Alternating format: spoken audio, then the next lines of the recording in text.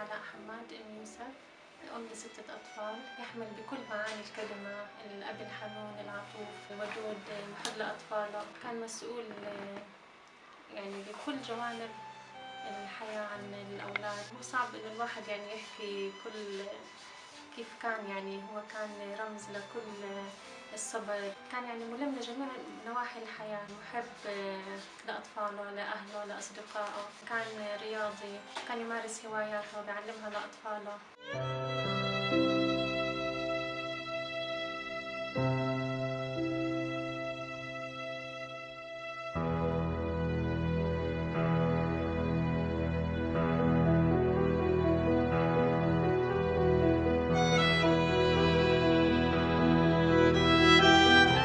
أنا أم الأسير علاء سمير يوسف حماد، معتقل بسجن الاحتلال. حكم على علاء 12 سنة. الحمد لله رب العالمين. من صغره علاء الحمد لله إنه رضي، بحب إخوانه وحريص على مصلحة إخوانه. كان دائما ينصحهم، وكانوا هم يعني أكثر إشي قريبين على علاء أكثر إشي الأولاد يعني.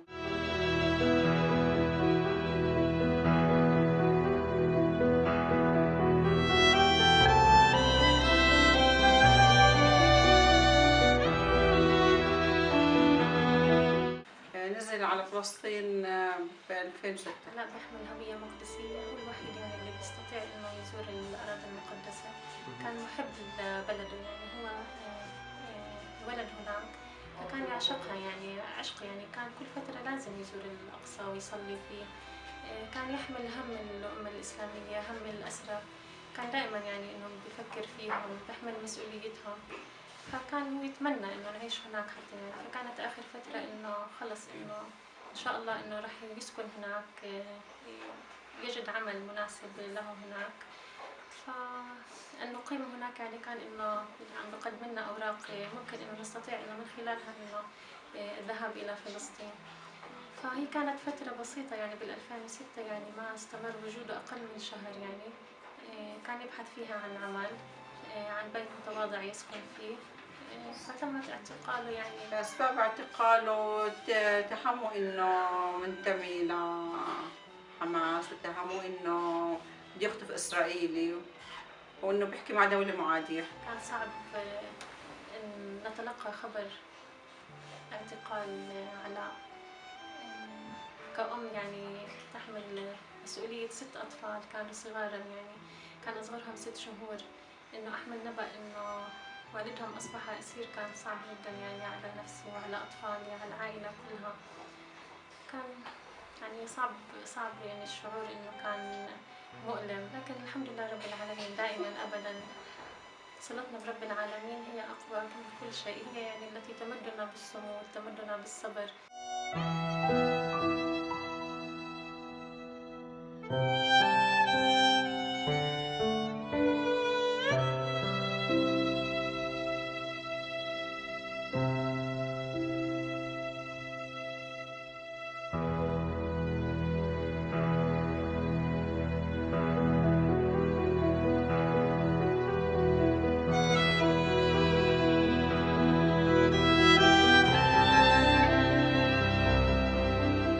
يعني خلال ال5 سنوات الأولى الطريقة الوحيدة للتواصل هي الرسائل عن طريق البريد بخط اليد. هي فقط. بعدها تم إضراب مفتوح عن الطعام على من أجل فقط يعني التليفون، يعني كان ممنوع إنه يتصل معنا تليفون. استمر تقريبا 33 يوم لحد ما تم نقله إلى سجن آخر ممكن إنه كان يتواصل من خلاله. يعني هي سنة واحدة فقط تقريبا إنه تمكنا من الاتصال بسماع صوته بعد 5 سنوات من اعتقاله. كنت أزوره كل 6 شهور أنا، مع إني حامل الهوية المقدسية. أولاده ما زاروه من مرة، لا مرته ولا أولاده.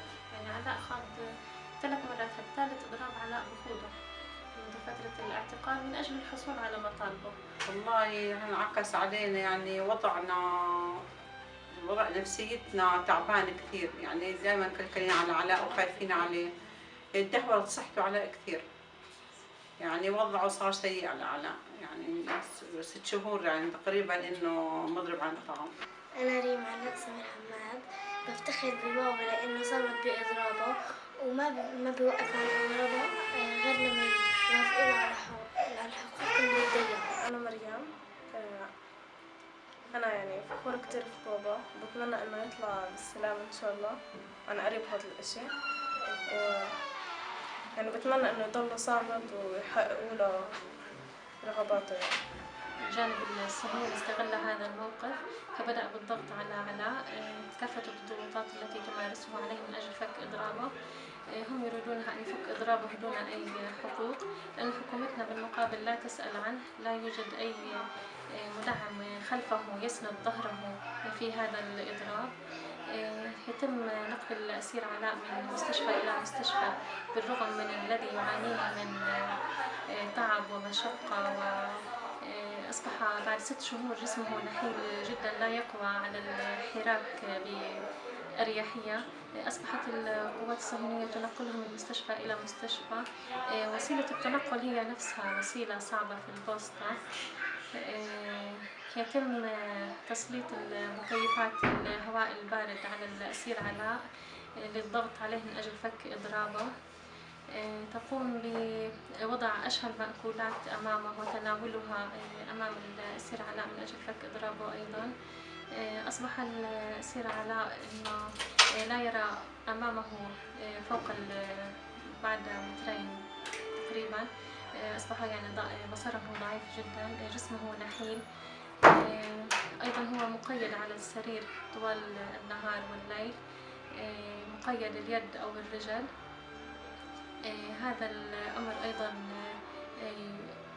أمر صعب على الأسير على أن يبقى مستلقيا على ظهره طوال الوقت، لا يستطيع الحركة يمنة أو شمالا بسبب هذه القيود، ومنع الأسير من الحراك خلال فترة النهار إلا فترة بسيطة وقليلة جدا.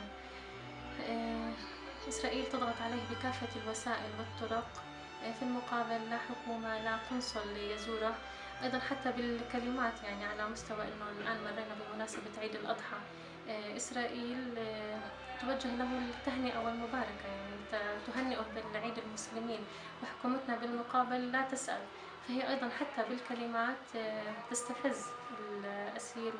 أنا بطلب من رب العالمين إن شاء الله يا ربي الفرج قريب لهم لجميع الأسرى ولعلاء، وبناشد كل أحرار العالم إنه يوقفوا معنا وقفة يعني صمود ومع علاء، وإن شاء الله يا رب نفك أسرهم يا رب. رسالتي يعني راح تكون موجهة إلى طرفين.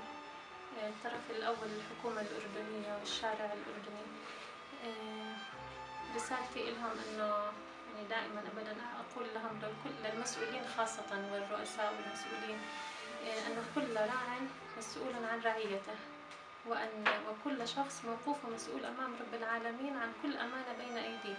فهؤلاء يعني الرؤساء والحكام والمسؤولين في البلد كلهم مسؤولين أمام رب العالمين. بدي يحطوا بس مخافة رب العالمين أمام أعينهم في بذل كل الجهود اللي تستطيعها في تقديم الدعم ومن أجل الضغط على إسرائيل. في بيننا اتفاقيات معاهدات سلام، بإمكانهم إنهم يضغطوا على إسرائيل، يحطوا جانب إنه إسرائيل ما حدا بقدر لها، حدا يعني ما بعرف، يعني دائما إنه إسرائيل هم الكل بخاف من إسرائيل، إنه مين بده يقدر لإسرائيل، مين بده يحكي.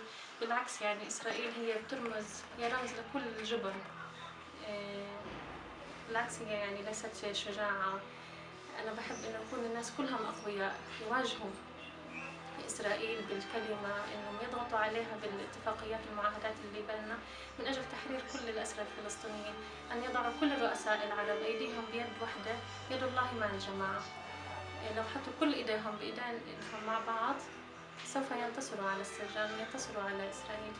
رسالتي إلى العالم كأجمع، بحب أنهم هي رسالة إلى كل حر، كل إنسان يستطيع أو يجد في نفسه المبادرة، يجد في نفسه الاستطاعة أن يقدم شيء من أجل الأسرى ولو بكلمة، في وسائل الإعلام، في الوسائل الإلكترونية. ما بنقدر نحكي له لا إنك تفك إضرابك ولا إنك تستمر بإضرابك، هو ما أدرى بمصلحته لعلاء، ومع إنه إحنا كثير تعبانين نفسيا من الوضع اللي عايش فيه علاء، بس والله بنفتخر فيه، الحمد لله رب نحن العالمين. نفتخر بك ونعتز بك ونرفع رأسنا عاليا، نفتخر بأنك أسير حملت هم الأمة وحملت هم الأسرى.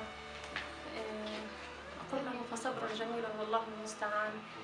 بصمودك إن شاء الله بإذن الله سوف يتنال الفرج والحرية.